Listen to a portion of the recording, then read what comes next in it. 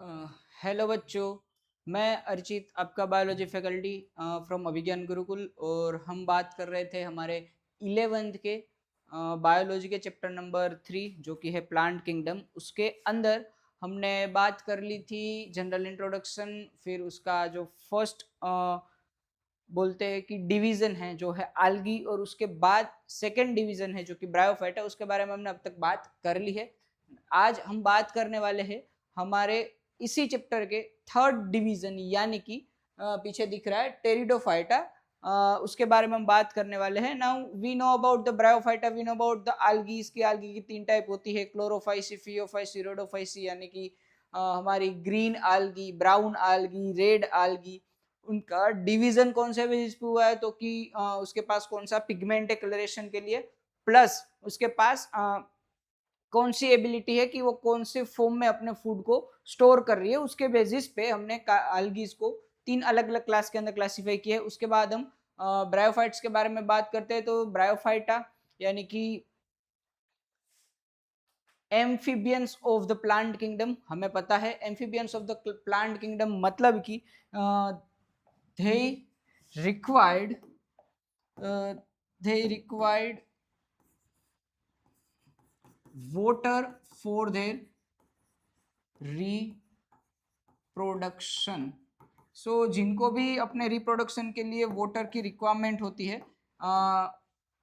अब अपना रिप्रोडक्शन करेगा ना, तो जो स्टार्टिंग लाइफ वो अपनी वाटर के अंदर होगी, और उसके बाद की जो उसकी एडल्ट लाइफ हम बोलते हैं वो होगी लैंड के अंदर, यानी कि वो टेरेस्ट्रियल करेगा। That's how they are. ऐसा हमारे एनिमल किंगडम के एम्फीबियंस के अंदर होता है। लेकिन जब अब प्लांट्स के बारे में बात करते हैं, तो प्लांट का एम्फीबियन यानी कि ब्रायोफाइटा, हमने लास्ट क्लास में डिस्कस किया था कि वो टोटली डिपेंडेंट है किसके ऊपर, पानी के ऊपर। यानी कि जो भी उसके स्पोर्स है, जो भी उसके गैमेट्स है, वो पानी के थ्रू ही ट्रैवल करेंगे और फिर फर्टाइल होंगे, जाइगोट बनाएंगे, एम्ब्रियो बनाएंगे, और फिर आगे जाके नए प्लांट बॉडी का फॉर्मेशन करेगा। That we know about the bryophytes. उसके अलावा ब्रायोफाइटा के बारे में बात करते हैं, आल्गी के बारे में बात करते हैं, तो उसके अंदर कोई भी जाइलम और फ्लोएम जैसी टिश्यूज नहीं थी, यानी कि उनके अंदर वेस्कुलर टिश्यू नहीं थी। तो हम ये भी बोल सकते हैं कि ट्रांसपोर्टेशन के लिए जो भी टिश्यू हुआ करती थी वो नहीं थी। तो हम ये बोल सकते हैं कि अगर बॉडी ऑर्गेनाइजेशन के बारे में बात करें, तो हम ये भी तो बोल सकते हैं ना कि algae and bryophytes are the cellular level of body organization, ऐसा भी बोल सकते हैं। यानी कि सिर्फ सेल से बनी हुई है, उनके पास कोई टिश्यूज जैसा कोई स्ट्रक्चर नहीं है। लेकिन जब हम हमारे टेरिडोफाइटा के अंदर आते हैं, तो उसके पास ट्रांसपोर्टेशन के लिए टिश्यूज है। कौन सी है? Xylem and phloem. अब जाइलम एंड फ्लोएम उसके पास है, यानी कि टिश्यू उसके पास है, तो इसका बॉडी ऑर्गेनाइजेशन मैं ऐसा बोल सकता हूं कि tissue grade of body organisation, ऐसा भी तो मैं बोल सकता हूं। यानी कि फर्स्ट प्लांट, और else you can say first vascular plants in the plant kingdom, जिसके पास वेस्क्यूलर टिश्यू कौन सी जाइलम एंड फ्लोएम थी। सो वही यहां पर लिखा हुआ है भाई कि pteridophytes first vascular plant of the plant kingdom, यानी कि ऐसे प्लांट्स जिसके पास सबसे पहले वेस्क्यूलर टिश्यू प्रेजेंट हुई। ओके, ये बेसिक्स हमारा क्लियर है। आज के लेक्चर में हम क्या क्या बात करने वाले हैं तो वो थोड़ा देख लेते हैं। सो मीट द टेरिडोफाइट्स, जिसके अंदर हम उसका इंट्रोडक्शन एंड हैबिटेट्स के बारे में बात करने वाले हैं। Then the anatomy of leaf, की भाई वस्कुलर टिश्यू होती है, उसके अंदर कौन सा फेज डोमिनेटिंग फेज होता है, जैसे ब्रायोफाइट के अंदर गेमेटोफाइट था, यहाँ पर स्पोरोफाइटिक आएगा। फिर उसकी लाइफ साइकिल के बारे में बात करनी है, फिर उसके सीड्स के कैसे डिस्पर्जल हो रहा है, वो कैसे आगे बढ़ रहे हैं, वो बात करनी है। और उसके बाद छोटा सा हमें नीट के पर्सपेक्टिव के लिए एक स्लाइड है जिसमें हम पूरे ब्रायोफाइट को कंप्लीट कर लेंगे कि भाई ये कैसे हो रहा है, आई मीन क्या है इसके अंदर, that we are going to discuss in today's lecture. Okay, सबसे पहले हम ब्रायोफाइटा को मिलते हैं, हाई हेलो कर लेते हैं। तो ब्रायोफाइटा, अरे उनको तो कर लिया ना हमने हाई हेलो, आज हम हाई हेलो करने वाले हैं टेरिडोफाइटा को। So pteridophytes, hello, how are you? I am fine, I hope you are also fine. थोड़ा अपने बारे में इंट्रोडक्शन दे दो। तो वो बोलती है कि भाई, यहाँ तो उसने सीधे अपने नाम ही दे दिए। ओके, उससे पहले हम थोड़ा इधर आ जाते हैं उसके हैबिटेट में। Thrive in the cool, damp and shady places. Now again इसका जो भी हैबिटेट है वो कहीं ना कहीं हमें ऐसा लग रहा है कि ब्रायोफाइट के हैबिटेट्स के साथ मैच कर रहा है। ब्रायोफाइट्स भी जनरली सेडी रीजन, कूलर रीजन और मॉइस्चर वाले सरफेस पे मिलते थे।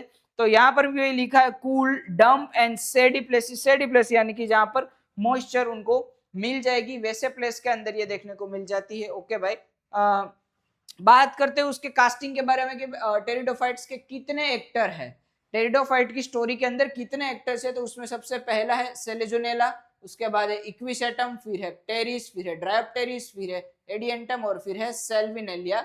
सारे के सारे टेरिडोफाइट्स के एग्जाम्पल हैं, सारे याद भी रखने हैं। इसमें से कोई भी एग्जाम्पल आपको पूछा जा सकता है। मैं स्टार्टिंग में एग्जाम्पल बता दे रहा हूँ, आगे आगे बढ़ेंगे तो उसमें एक दो एग्जांपल को देकर हम केस स्टडी पढ़ेंगे कि इसके अंदर ये हो रहा है, इसके अंदर ये हो रहा है, मतलब कि ये इसके अंदर इस तरह का रिप्रोडक्शन हो रहा है तो इसके अंदर ऐसा रिप्रोडक्शन हो रहा है, क्या हो रहा है उसके बारे में हम बात करेंगे। अब आगे बढ़े तो टेरिडोफाइट्स का इकोनॉमिक इंपोर्टेंस क्या है, टेरिडोफाइटा का इकोनॉमिक इंपोर्टेंस क्या है, इसके बारे में बात कर ले। तो they are the highly valuable as the medicinal plants, soil binders and decorative ornaments. यानी कि ऐसे प्लांट्स जिसमें से ज्यादातर दवाइयां बना सकते हैं, जिसको हम एज अ डेकोरेशन पर्पस के लिए यूज कर सकते हैं, और जो सोइल ब्लाइंडर्स यानी कि सोइल को क्रश करके उसको फर्टाइल रखने के लिए हेल्प करते हैं ऐसे प्लांट्स जिसको हम बोलते हैं pteridophytes. So that is the importance of the pteridophytes. So हमने टेरिडोफाइट का एक जनरल इंट्रोडक्शन ले लिया है कि भाई वो कहां पर मिलते हैं, कौन से एक्टर है स्टोरी में, और ये एक्टर हमारे लिए कितने इंपॉर्टेंट है। Now the important, this importance is a ecological importance. ये इकोलॉजिकल इंपॉर्टेंस है, यहाँ पर हमें कोई भी बेनिफिट नहीं मिल रहा है अनलेस और अनटिल जब हम डेकोरेटिव के बारे में बात करते हैं तो it will become a economic importance. तो इकोलॉजिकल और इकोनॉमिकल दोनों इंपॉर्टेंस यहाँ पर टेरिडोफाइटा के है ही। ओके, थोड़ा आगे बढ़ते हैं, द इवोल्यूशनरी माइलस्टोन के बारे में बात करते हैं। तो it is a first plant, pteridophytes are the first plant to have terrestrial plants who possess a true vascular tissue. Okay, bryophytes are also terrestrial plants. हमें पता है कि yes, bryophytes are the first, listen, bryophyte are the first land or terrestrial plants, but without vascular tissue. Yes, bryophytes are the first land or terrestrial plant, is right, but with reference to, यहाँ पर reference कौन सा है, without vascular tissue. तो अगर ऐसा पूछे कि कौन सा सबसे पहला टेरेस्ट्रियल प्लांट है तो एग्जाम हमारा आंसर रहेगा ब्रायोफाइट्स। लेकिन अगर ऐसा पूछे, क्या टेरिडोफाइट्स पूछेंगे क्या ये? नहीं बेटा, pteridophytes yes, first terrestrial plant but with vascular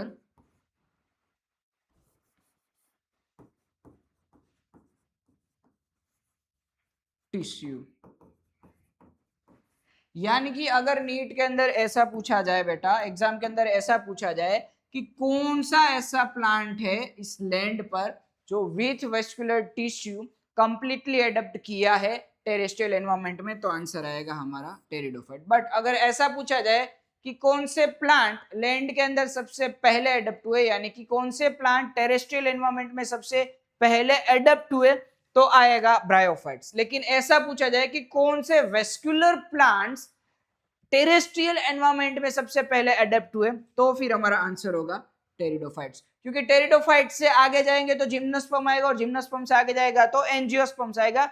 they are also vascular plants, उनके पास जाइलम एंड फ्लोएम होगी ही, but they are not the first one to adapt on the terrestrial plant with the vascular system, with the vascular tissues. So थोड़ा word के साथ खेलेंगे तो आपको ये चीज याद रखनी है कि अगर ऐसा पूछ रहे हैं भाई कि first plant to adapt on the terrestrial ecosystem, bryophyte, but first vascular plant to adapt on the terrestrial ecosystem, तो फिर आएगा हमारा ब्रायोफाइट्स, जो अभी हम पढ़ रहे हैं। ओके, हम यहाँ कैसे आ गए? ओके, सो नीट का फेवरेट स्टेटमेंट यही है कि फर्स्ट वस्कुलर क्रिप्टोग्राम्स, क्रिप्टोग्राम्स यानी कि plants pteridophytes first vascular cryptogram यानी कि टिश्यूज। तो वेस्कुलर टिश्यू जिसके अंदर आई उसके बारे में बात कर रहे हैं। तो उसके पास जाइलम है for the water transport and the phloem है फॉर द न्यूट्रिएंट, और यू कैन से कि फूड ट्रांसपोर्ट के लिए उसके पास फ्लोएम है। नाउ वो वर्क कैसे करते हैं दैट वी नो, हमने 9th-10th में पढ़ लिया है, लेकिन अब हम आगे बढ़ते हैं। ओके, बट इतना हमें पता है कि भाई जाइलम है वो पानी को ट्रांसपोर्ट करता है, और फ्लोएम है वो फूड न्यूट्रिशन को ट्रांसफर करता है, जिसमें मिनरल्स होते हैं, विटामिन्स होते हैं, आयंस होते हैं, ये सारी चीजें जो फ्लोएम करता है, ट्रांसपोर्ट करता है। ओके, इसके अंदर बात करें तो जैसे ब्रायोफाइटा, ब्रायोफाइटा के अंदर gametophytic stage is a dominating stage and sporophytic stage is not that much dominated. वो था स्पोरोफाइटिक स्टेज क्या था? डिपेंडेंट स्टेज था। याद रखना, ब्रायोफाइट्स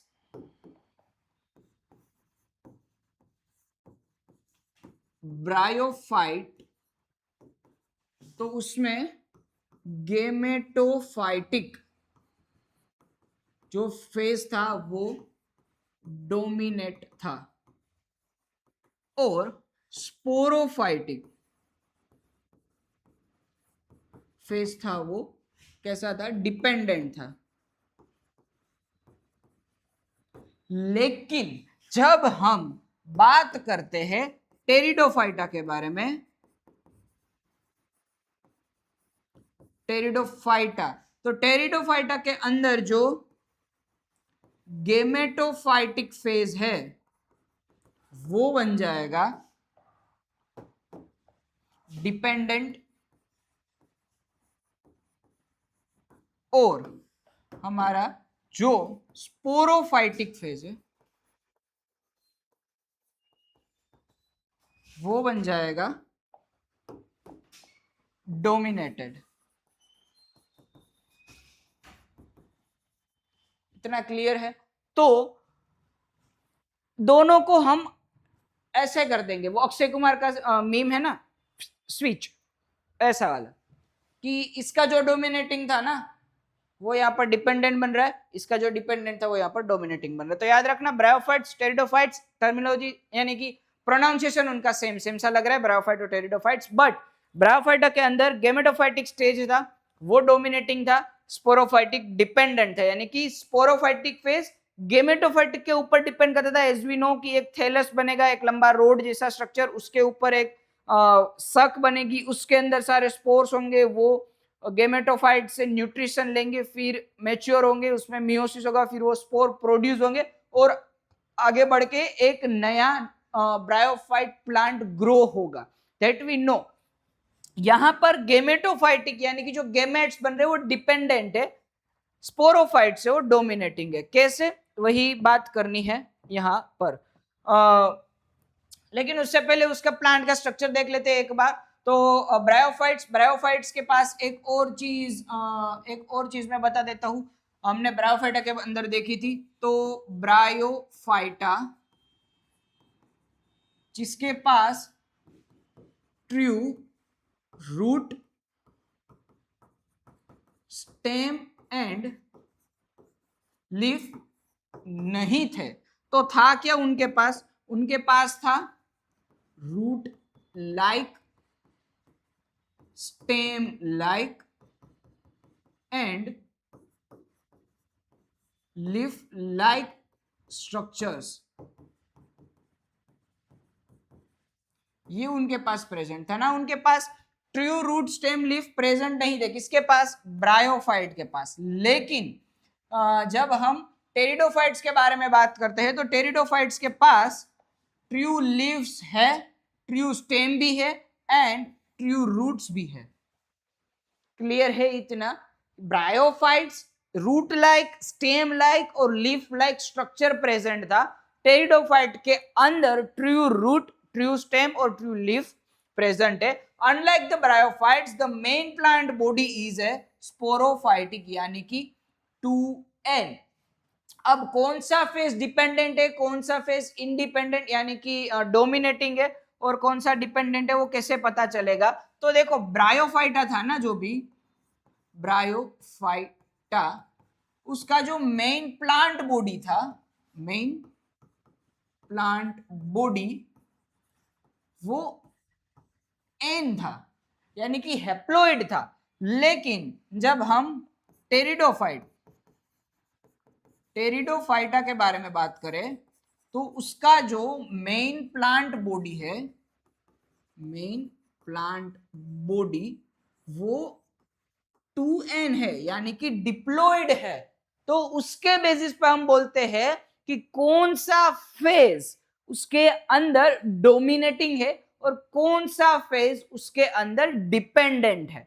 ओके, तो जो भी हमारे ब्रायोफाइट्स थे वो गेमेटोफाइटिक फेज से मेजोरिटी रिप्रोड्यूस होते थे और उनका जो भी नया प्लांट बॉडी बन रहा था वो हैप्लोइड था यानी कि एन में था। इसीलिए हम बोलते हैं कि उसका जो भी गेमेटोफाइटिक फेज है वो डोमिनेटिंग है। लेकिन यहां पर हम बात करते हैं टेरिडोफाइटा के बारे में, तो उसका जो मेन बॉडी है, न्यूली फॉर्म प्लांट बॉडी है, वो 2n यानी कि डिप्लॉयड में है। इसीलिए हम बोलते हैं कि इसके अंदर जो भी स्पोरोफाइटिक फेज है वो डोमिनेटिंग है। Is that clear? ओके, आगे बढ़ते हैं। बहुत ज्यादा चीज हमने डिस्कस कर ली भाई इधर। ओके, अब उसके बारे में बात करते हैं। जो ट्रू लीव्स उसके पास है ना, ट्रू रूट क्या मतलब हमें पता है कि या तो उसके पास टेप रूट होगा या तो उसके पास फाइबरस रूट होगा। बट एज हमने यहाँ पर अभी अभी देखा, they are not that much higher plants, वो इतने बड़े बड़े प्लांट्स भी नहीं है। उसके जो भी रूट्स होंगे वो फाइबरस और एडवेंटिशियस रूट ही होंगे। टेप रूट यहाँ पर बहुत कम और नेग्लेजिबली देखने को मिलेंगे। स्टेम के बारे में क्या बात करें, स्टेम तो सिलेंड्रिकल होता है, इरेक्ट होता है, ब्रांच होता है, ये हमें पता है। तो उसके बारे में ज्यादा डिस्कस नहीं करना है। लेकिन अब हम बात करते हैं लीफ के ऊपर। तो लीफ, दो टाइप्स के लीव्स टेरिडोफाइटा के अंदर देखने को मिलते हैं। अगर वो एक सिंगल और सिंपल लीफ होगा, स्मॉल सिंपल लीफ होगा, तो उसको हम बोलते हैं माइक्रोफाइलस। और अगर लार्ज और कॉम्प्लेक्स लीव्स होगा तो उसको हम बोलते हैं मैक्रोफाइलस। नाउ अब हम ये कैसे बताएंगे कि अपना ये माइक्रोफाइलस है या मैक्रोफाइलस? तो देखो, यहां पर ना मैं कोई ऐसे एक लीफ बनाया हूं, अब ये उसकी वेन, ठीक है, तो वेन अगर ब्रांच्ड नहीं है तो हम इसको बोलते हैं माइक्रोफाइलस लीफ। लेकिन लाइक दिस वन, उसकी वेन ब्रांच के अंदर डिवाइडेड है। देखो ये उसकी मेन ब्रांच वेन है, उसके फर्दर यहाँ पर डिवीजन हो रहे हैं, तो उसकी वेन ब्रांच में होगी, तो वैसे लीफ को हम बोलते हैं मैक्रोपाइलस लीव्स। माइक्रोपाइलस का एग्जांपल है सेलेजिनेला, वाइल अपने मैक्रोपाइलस का एग्जांपल कौन सा है भाई? मैक्रोपाइलस का एग्जांपल है फर्न्स। ओके, ये हमें क्लियर हो गया है माइक्रोपाइलस और मैक्रोपाइलस। अगेन एक बार मैं बता देता हूं वापिस, माइक्रो और मैक्रो के बीच का डिफरेंस क्या है। तो देखो यहां पर वेन ब्रांच के अंदर डिवाइड नहीं हो रही। अब वेन यानी कि जो उसकी मेन वेन है ना, वो अब इसके अंदर वेनलेट्स के अंदर डिवाइड होगी। Okay, that's good, that's okay, that's acceptable. But like this one, यहां पर ना उसकी जो मेन वेन है वही अलग अलग वेन के अंदर डिवाइड है, उसके बाद यहां पर वेनलेट्स बन रही है। सो हम बोलेंगे कि उसकी मेन वेन है ना वो ब्रांच्ड है। जब उसकी मेन वेन ब्रांच के अंदर होगी तो ऐसे लीफ को हम बोलेंगे मैक्रोपाइलस लीफ। और अगर उसकी मेन वेन अलग अलग ब्रांच के अंदर डिवाइड नहीं होगी, वेनलेट्स के अंदर डिवाइड होगी, it's okay. What is veinlets? Okay, तो ये कोई प्लांट है, उसका लीफ है। अब ये हो गई उसका मिड रिब, ठीक है, मिड रिब है। अब यहां से ये जो बन रही है ना, ये है वेन्स। ओके, ये वेन है भाई। अब वेन को अगर हम अलग अलग ऐसे आड़े तेड़े कुछ भी ऐसे डिवाइड कर दे तो that is small small veins, जिसको हम बोलते हैं वेनलेट्स। नाउ वेनलेट्स तक ठीक था कि अगर वेनलेट के अंदर डिवाइड हो रही है तो हम उसको एक्सेप्ट करेंगे, एक ही वेन है जो आगे बढ़ रही है, तो हम उसको बोल देंगे माइक्रोपाइलस लीफ। लेकिन यहां पर देखे तो यहां पर देखो ये मिड रिब है, उसके बाद ये वेन है, मेन वेन, उसके अंदर वेन की एक ब्रांच पड़ रही है। तो देखो कुछ ऐसा बन रहा है ना कि ये एक ब्रांच है जिसको मैं बोलता हूं मिड रिब। ओके, उसकी एक ब्रांच बनी जिसको मैंने नाम दिया है वेन। ओके, नाउ उस वेन के अंदर ये वाली है जिसको मैं बोलता हूं बी वेन, यानी कि ब्रांच्ड वेन। उस ब्रांच्ड वेन के अंदर ये छोटी छोटी वेनलेट्स है। सो उसकी वेन ब्रांचेस के अंदर अब ये एक नहीं, यहां पर भी होगी, यहां पर भी होगी, यहां पर भी होगी, यहां पर भी होगी, यहां पर, यहां पर, यहां पर, सब जगह होगी। और उस एक वेन के सराउंडिंग में एक लीफ होगा लाइक दिस। ऐसा ही कुछ यहां पर दिख रहा है। देखो ये मेन वेन है, उसके सराउंडिंग में एक लीफ है, यहां पर जो है वो वेन की ब्रांचेस जा रही है और उस ब्रांचेस से ऐसी वेनलेट्स, ऐसी वेनलेट्स बन रही है। तब हम उसको बोलते हैं मैक्रोपाइलस काइंड ऑफ लीफ। किसके कॉन्टेक्स्ट में हम बात कर रहे हैं? हम बात कर रहे हैं टेरिडोफाइटा के अंदर। सो टेरिडोफाइटा दो टाइप्स के लीव्स के साथ आते हैं, माइक्रोपाइलस एंड मैक्रोपाइलस। माइक्रो यानी कि सिंपल स्मॉल और वेन अनब्रांच्ड है तो माइक्रोपाइलस है, और अगर लार्ज कॉम्प्लेक्स और वेन्स की फर्दर ब्रांचेस है तो हम उसको बोलेंगे it is a macrophyllous kind of leaf. Microphyllous Selaginella के अंदर मिलता है, वाइल मैक्रोपाइलस है वो फर्न्स के अंदर देखने को मिलता है। ओके, अब हम बात करते हैं spore bearing structures, the biological matrix का। यानी कि अब हम बात करेंगे कि उसके अंदर जो डोमिनेटिंग फेज है स्पोरोफाइटिक फेज। स्पोरोफाइटिक फेज यानी कि बन रहे हैं सिंपली स्पोर्स। तो जो भी स्पोर्स बन रहे हैं वो कैसे बन रहे हैं उसके बारे में हमें डिस्कस करना है। तो सबसे पहले स्पोरोफाइट यानी कि एक मेन डोमिनेटिंग प्लांट बॉडी रहेगी, डोमिनेटिंग प्लांट बॉडी होगी। वो क्या करेंगे, उसके पास एक स्पोरोफाइलस होगा। Now what is sporophyllus? So it is a leaf like structure that act as a foundation, act as a foundation for which spores, spores के foundation यानी कि स्पोर की एक फैक्ट्री के जैसे काम करेगा। नाउ उसके बाद आता है sporangia. So borne on the sporophylls factories that produce spores through the meiosis. यानी कि समझो यहां पर ये कोई एक लीफ है, तो इसको मैं पहले बोल देता हूं एक ये प्लांट है, ठीक है। अब प्लांट के लीफ के ऊपर कोई एक ऐसा स्ट्रक्चर है, लेट्स अज्यूम, उसको मैंने बोला है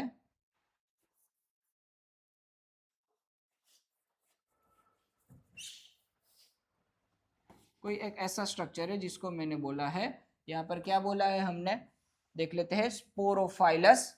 ओके, तो इसको मैं बोलता हूं स्पोरोफाइलस। अब ये स्पोरोफाइलस है ना, ये स्पोरोफाइलस, वो देखे हम, ओए आगे नहीं पीछे जाना था ना,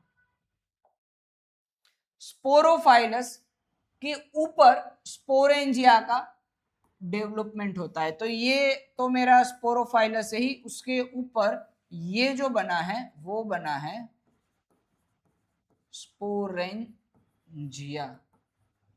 और ये जो स्पोरेंजिया है उसके अंदर होगा मियोसिस, और मियोसिस से ये करेगा स्पोर का फॉर्मेशन और प्रोडक्शन, और उसके बाद स्ट्रोबिली जैसा यानी कि कोन जैसा structure, compact arrangement of the sporophylls. यानी कि अब देखो ऐसे बहुत सारे स्पोरोफाइलस, तो ये एक स्पोरोफाइलस, ये दूसरा, ये तीसरा, ऐसे कोन के शेप में अरेंज हो रहे हैं।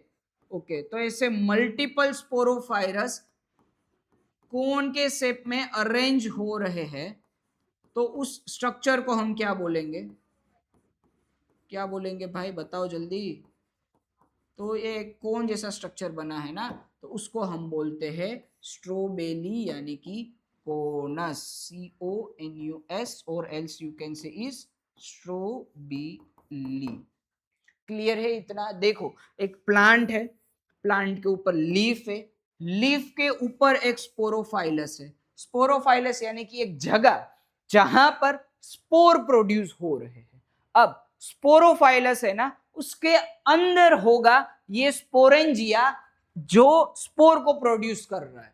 ओके, अगर मैं बोलूं कि भाई मैं अर्चित बायोलॉजी का टीचर हूं, ओके, वडोदरा का, ओके डन, लेकिन वडोदरा में कहां से, तो कि अभिज्ञान गुरुकुल है वहां से। So the Abhigyan Gurukul is a sporophylls, तो वडोदरा इज और स्पोरेंजिया इज मी, कि मैं जो तुम लोगों को पढ़ा रहा हूं कहां से, अभिज्ञान गुरुकुल से।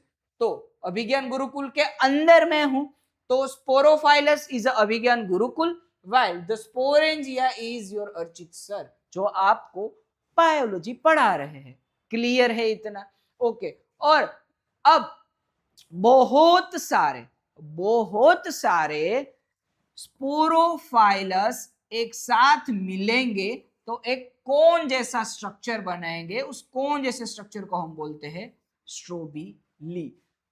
इवेंचुअली डायरेक्टली नहीं लेकिन इनडायरेक्टली मैं ये बोल सकता हूं कि strobili is a place from where spores are producing and dispersed in the environment.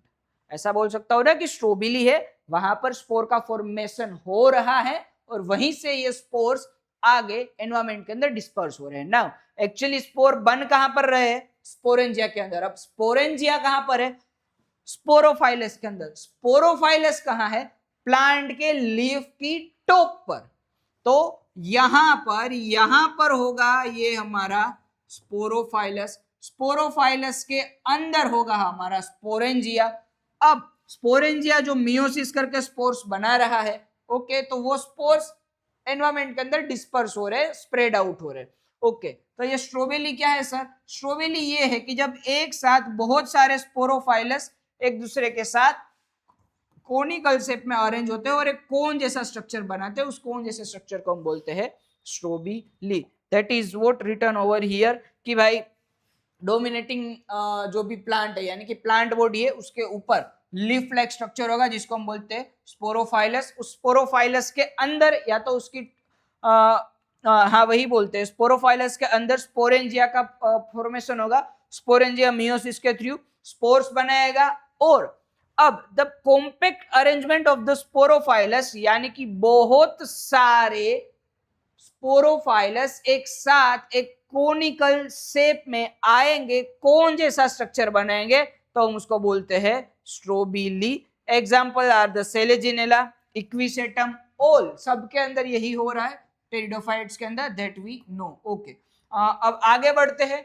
The gametophytic phase enter the prothallus, मतलब कि अब हमें यह पता चल गया कि स्पोर कैसे बन रहे हैं, यानी कि स्पोरोफाइटिक फेज डोमिनेंट है, दैट वी नो।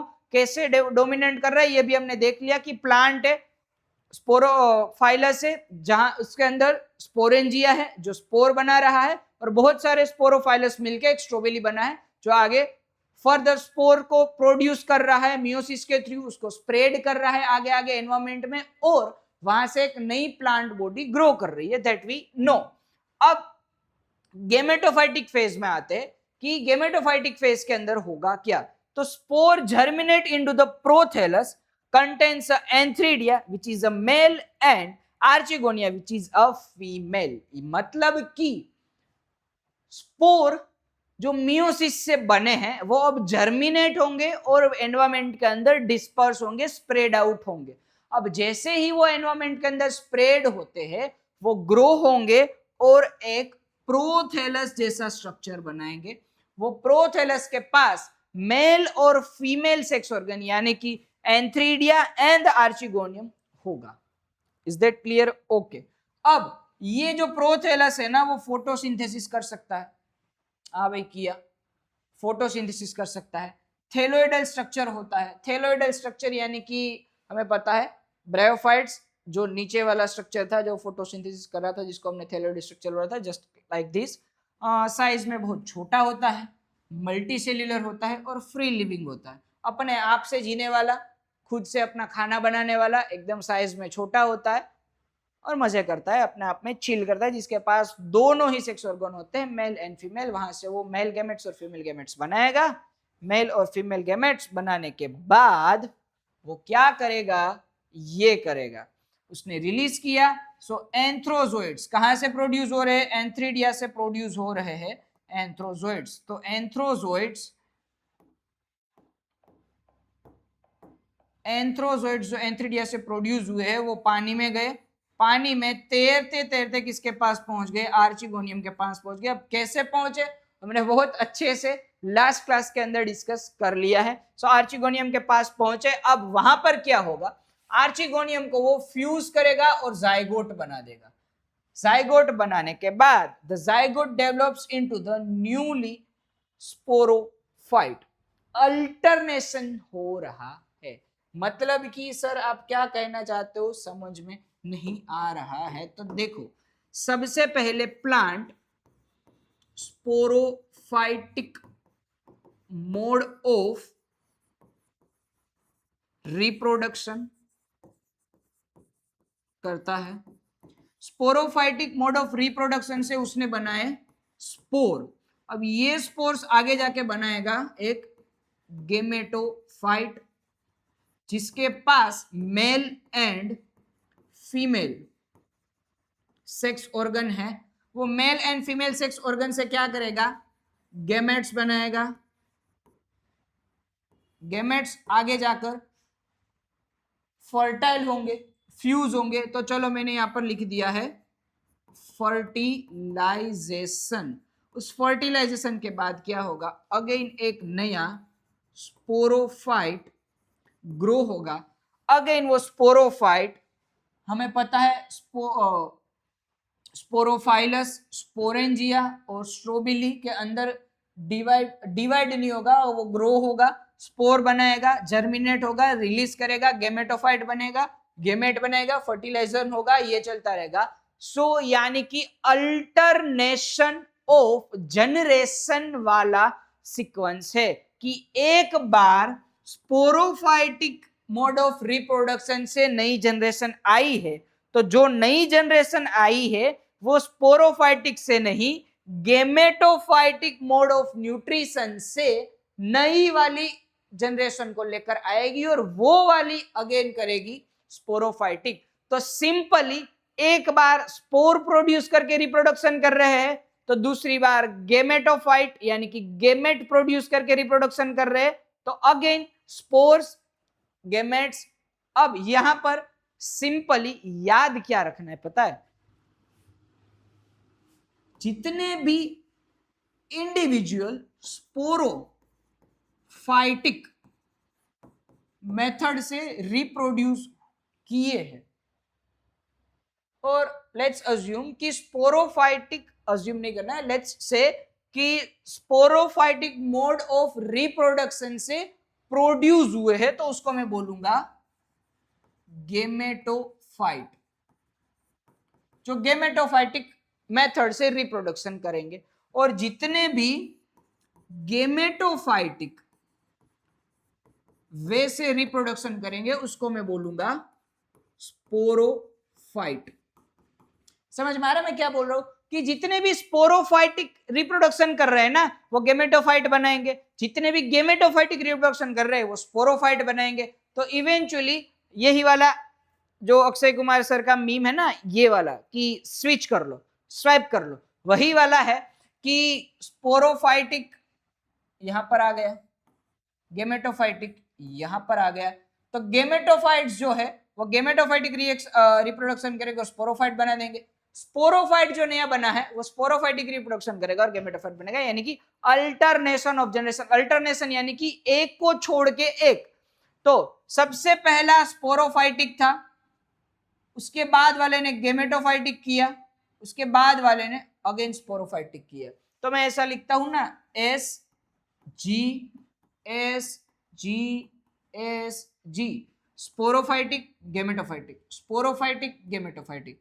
इसने स्पोरोफाइटिक किया तो गेमेटोफाइट बनाया, गेमेटोफाइटिक रिप्रोडक्शन किया स्पोरोफाइट बनाया, स्पोरोफाइटिक रिप्रोडक्शन किया गेमेटोफाइट बनाया, गेमेटोफाइटिक रिप्रोडक्शन किया स्पोरोफाइट बनाया, स्पोरोफाइटिक रिप्रोडक्शन किया गेमेटोफाइट बनाया, गेमेटोफाइटिक रिप्रोडक्शन करेगा स्पोरोफाइट बनेगा। अब इसमें हमारा ये वाला is not that much because this is the dominant phase of life cycle। Clear है? अब स्पोरोफाइटिक जो 2n होगा, क्योंकि उसने मियोसिस करके अपने आप को नया बोन दिया है, किसके अंदर? गेमेटोफाइट के अंदर। अब तुम्हें पता चल रहा है कि ये 2n क्यों होगा स्पोरोफाइट? बिकॉज गेमेटोफाइट, अरे बिकॉज जो भी गेमेटोफाइट है उसके पास मेल एंड फीमेल दोनों ही सेक्स ऑर्गन है, तो वो दोनों ही गेमेट्स बनाएगा। तो मेल का n इंटू फीमेल का n is equals to 2n। अब ये जो गेमेटोफाइटिक रिप्रोडक्शन होगा तो उससे बन क्या रहा है? स्पोरोफाइट। तो स्पोरोफाइट ऑफ कोर्स 2n ही होगा। अब यहां पर देखो स्पोरोफाइट्स यानी कि स्पोरोफाइटिक फेज है, तो वहां पर वो स्पोर प्रोड्यूस कर रहा है। स्पोर्स किसकी हेल्प से? मियोसिस की हेल्प से। तो मियोसिस की हेल्प से, मियोसिस होने के बाद जितने भी स्पोर्स बनेंगे वो तो एन ही रहने वाले हैं, एन ही रहेंगे, तो उसको मैं बोलूंगा हैप्लोइड। तो गेमेटोफाइट जो भी बनेगा, गेमेटोफाइट हैप्लोइड रहेगा और स्पोरोफाइट डिप्लोइड रहेगा। That's why gametophytic phase is dependent on the sporophytic, क्योंकि स्पोरोफाइटिक नहीं होगा तब तक गेमेटोफाइटिक नहीं होने वाला है। दूसरी चीज डिपेंडेंस इस वे में भी है कि जैसे ब्रायोफाइटा के अंदर स्पोरोफाइट और गेमेटोफाइट से न्यूट्रिशन लेता था, सेम चीज है यहाँ, लेकिन यहाँ पर उल्टी कर देनी है, यानी कि रिवर्स कर देनी है।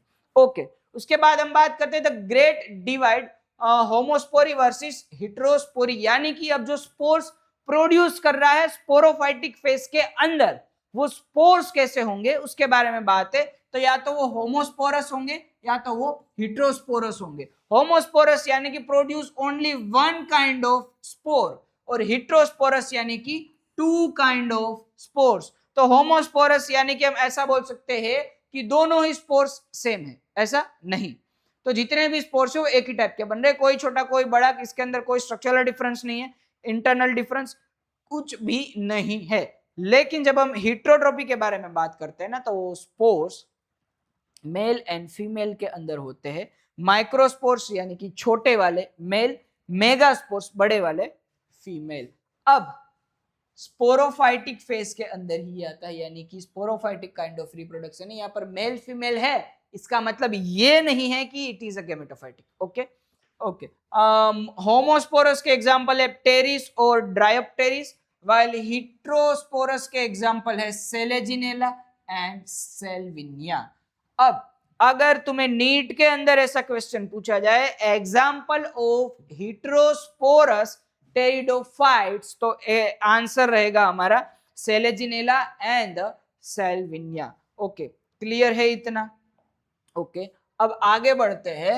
The evolutionary leap, the precursor to the seeds. So developing embryo है, फीमेल गेमेटोफाइट है, पेरेंट स्पोरोफाइट है। अब देखो, दिस इज एक्चुअली जो हमने बात की थी स्पोरोफाइटिक, गेमेटोफाइटिक, स्पोरोफाइटिक। अब इसके अंदर में ये वाला कर दूं तो सेम ही कलर है ना, तो ये वाला कौन सा बन जाएगा भाई? Again female gametophytic. अब इसके अंदर अगेन में ऐसे ग्रीन कलर लेके आऊं तो ये वाला बन जाएगा स्पोरोफाइट। ऐसे करते करते हम बहुत बार ये वाला हम बना सकते हैं, लेकिन हमें ये करना अभी नहीं है। तो हमें यहाँ पर समझना क्या है, heterospory is the precursor to the seed habit, यानी कि जो हिट्रोस्पोरी यानी कि मेल एंड फीमेल दो अलग अलग स्पोर्स जनरेट करना, प्रोड्यूस करना, जो इवोल्यूशन के अंदर मिला है टेरिडोफाइटा के अंदर, वो उनके लिए एक बड़ा एडवांटेज बन के आया है। यही हिट्रोस्पोरी स्पोर्स की वजह से अब आगे चलकर सीड फॉर्मेशन स्टार्ट हो रहा है।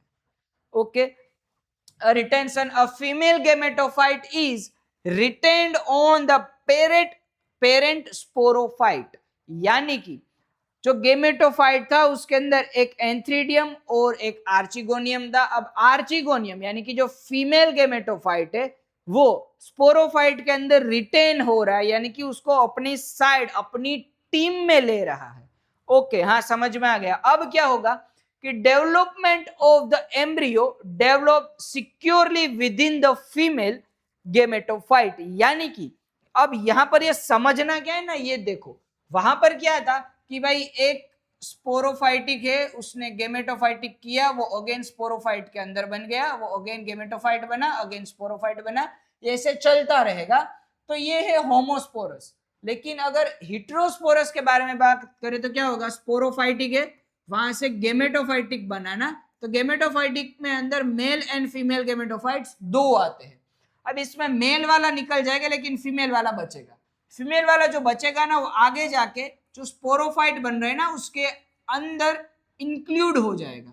अब होगा क्या यहाँ पर कि स्पोरोफाइटिक फेज ने स्पोर्स को रिलीज किया, ये स्पोर्स जाएंगे कहां पर, जो भी फीमेल गेमेटोफाइट है उसके पास। अब गेमेटोफाइट फीमेल है तो उसके पास क्या होगा, ओवेरी होगा। इस ओवेरी के अंदर जो स्पोर्स है वो क्या होंगे भाई, फर्टाइल होंगे ना, फर्टाइल होंगे।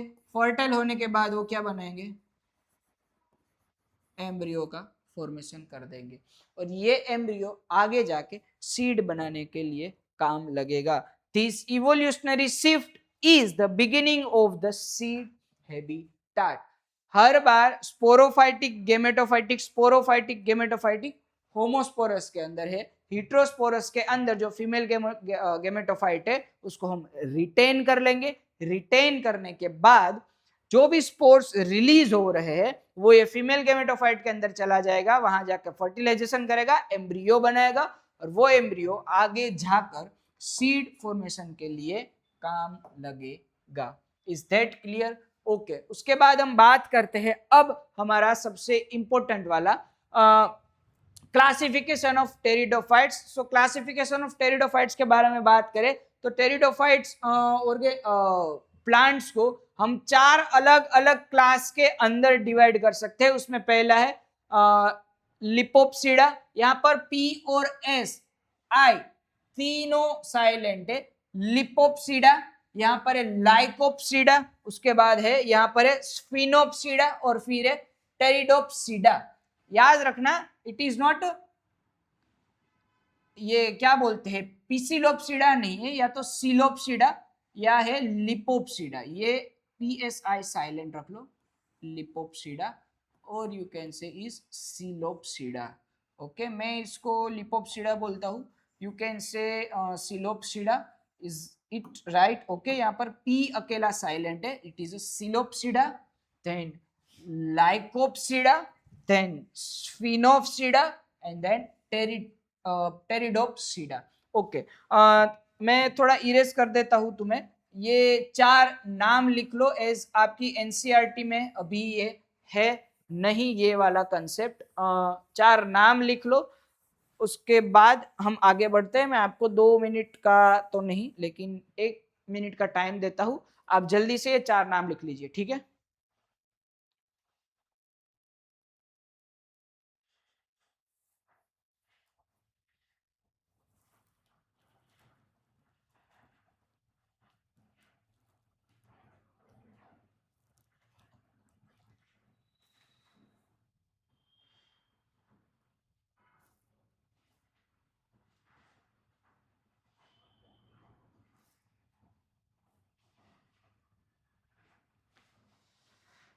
ओके, तो आप लोगों ने लिख लिया है ये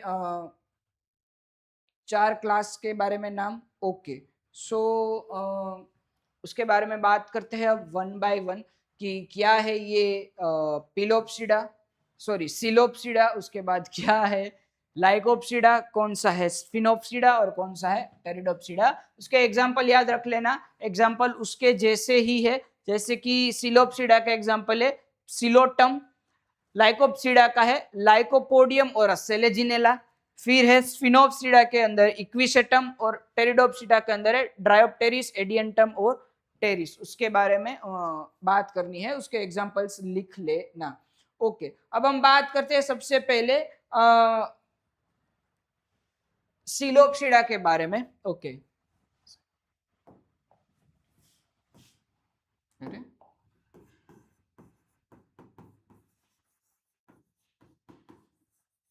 तो हमें इवोल्यूशन के बारे में पता है ना, इवोल्यूशन में सबसे जो प्रिमिटिव है ना वो सबसे नीचे आएगा, और सबसे हाईली इवोल्व है ना वो सबसे ऊपर आएगा, दैट वी नो।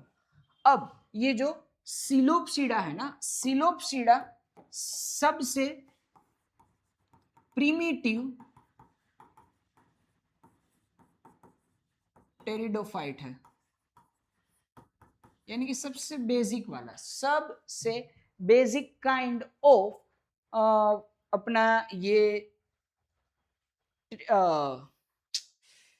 टेरिडोफाइट, यानी कि हमारा सिलोप्सिडा।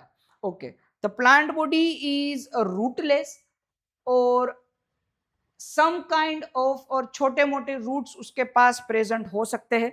आर्चिगोनियम और एंथ्रीडियम जो उसके पास प्रेजेंट होगा। ओके, सो सबसे पहले याद रखो इसको हमने अलग क्यों किया है, क्योंकि इसके पास रूट नहीं है। आर्चिगोनियम एंथ्रीडियम, आर्चिगोनिया और एंथ्रीडियम होना ना होना वो तो ठीक है, क्योंकि सबके पास होता है, क्योंकि गेमेटोफाइट रिप्रोडक्शन करना है तो आर्चिगोनियम और एंथ्रीडियम तो उसके पास होगा ही, लेकिन इसके पास रूट नहीं है, true root, actually true root नहीं है, और you can say is they are the rootless. होता है ना एक सेम लेस, वैसे है ये रूटलेस, जिसके पास कोई रूट नहीं है, तो वैसे प्लांट्स को हम बोलते हैं, हम सिलोप्सिडा बोलते हैं। ओके, उसके बाद हम बात करते हैं हमारे लाइकोप्सिडा के बारे में। सो लाइकोप्सिडा के बारे में बात करें तो लाइकोप्सिडा के पास ट्रू लीफ, ट्रू स्टेम और ट्रू रूट प्रेजेंट होता है, लेकिन जो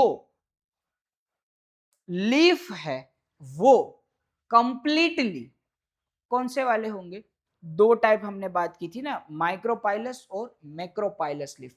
तो जो रूट है, सॉरी लीफ है ना, वो कंप्लीटली माइक्रोपाइलस काइंड ऑफ लीफ है, दैट्स व्हाई हमने ये वाले क्लास को अलग किया है। कौन सा? लाइकोप्सीडा। ओके, तो पहला वाला जो कि है हमारा सिलोप्सीडा, उसके पास रूट्स नहीं है और एकदम प्रिमिटिव काइंड ऑफ है, इसीलिए हमने उसको अलग किया है। उसके बाद है हमारा लाइकोप्सीडा। लाइकोप्सीडा के पास ट्रू रूट्स, ट्रू स्टेम और ट्रू लीफ भी है, लेकिन जो लीफ है वो मेजोरिटी कौन से वाले है भाई? वो मेजोरिटी है माइक्रोफाइलस और सिंपल काइंड ऑफ लीव्स। उसके बाद अगर हम बात करते हैं सिनोप्सीडा के बारे में, तो स्फिनोप्सीडा का जो स्टेम है उसके अंदर छोटी छोटी नोड्स और इंटरनोड्स प्रेजेंट होती है। उसके बेसिस पे हमने इसको एक अलग आइडेंटिफिकेशन दिया है, जो हमने दिया है स्फिनोप्सीडा।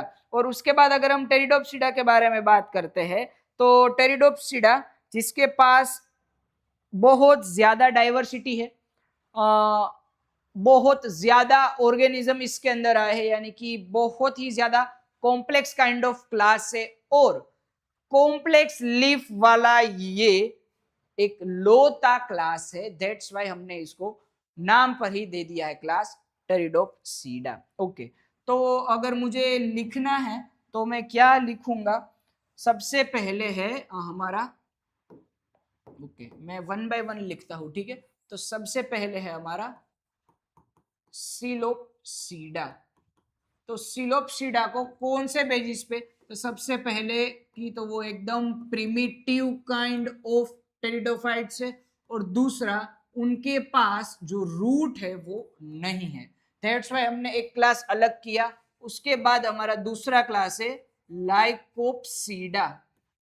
लाइकोप्सीडा ये आपको लिखना है, ठीक है, तो साथ साथ लिख लेना लाइकोप्सीडा। सो लाइकोप्सीडा वो इवोल्व है कंपेयर टू द सिलोप्सीडा, बट उसको अलग कैसे किया गया है कि उसके पास माइक्रोपाइलस लीव्स है, उसके बेसिस पे उसको अलग किया गया है। ओके, फिर हमारा तीसरा आता है स्फिनोप्सीडा। वो भी इवोल्व ही है। अब मैं यहां पर इवोल्व लिख रहा हूं ना, तो हम कंपेयर करेंगे कि सिलोप्सीडा के कंपैरिजन में लाइकोप्सीडा इवोल्व है, और लाइकोप्सीडा की कंपैरिजन में स्फिनोप्सीडा इवोल्व है। ओके, और यहां पर हम बात करें ना, तो जो भी उसका स्टेम है, स्टेम के अंदर नोड और इंटरनोड्स प्रेजेंट होगी। ओके, यहां पर एक चीज मैं लिखना भूल गया कि इसके पास ट्रू लीफ, स्टेम और रूट होगा।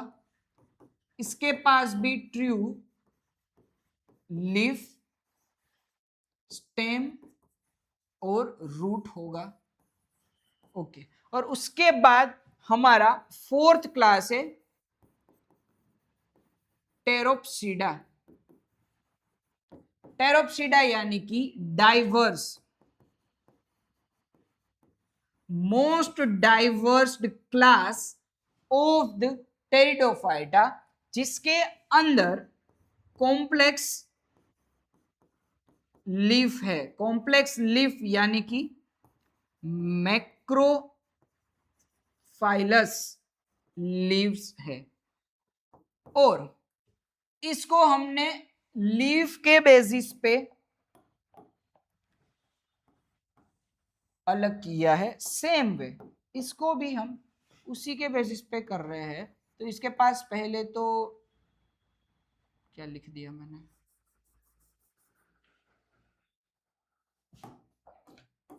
उसके पास कौन से टेरिडोफाइट्स के पास ट्रू लीफ, स्टेम और रूट्स तो है ही, पर हमने इसको अलग दो वजह से किया है। एक तो ये मोस्ट डाइवर्स क्लास है, और दूसरा उसके लीफ कौन से है?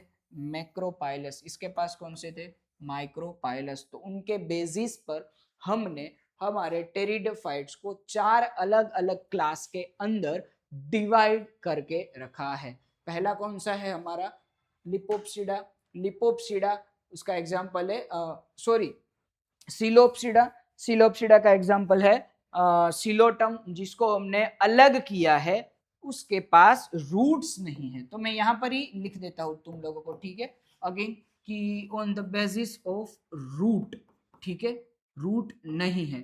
फिर अगर हम बात करें लाइकोप्सिडा के बारे में, तो लाइकोप्सिडा में जो माइक्रोपाइलस लीफ है उसकी वजह से इनको अलग किया गया है। उसके बाद अगर हम बात करें स्फिनोप्सिडा के बारे में, तो स्फिनोप्सिडा में स्टेम के अंदर जो भी नोड्स एंड इंटरनोड्स है, नोड्स एंड इंटरनोड्स, उसके बेसिस पे डिवाइड किया गया है। और टेरोप्सिडा को पहला तो कॉम्प्लेक्स क्लास है, दूसरा डाइवर्स्ड क्लास है, और तीसरा उसके मैक्रोपाइलस लीफ की वजह से उसको अलग किया गया है। Okay, is that clear? जल्दी से एक स्क्रीनशॉट ले लो इसका।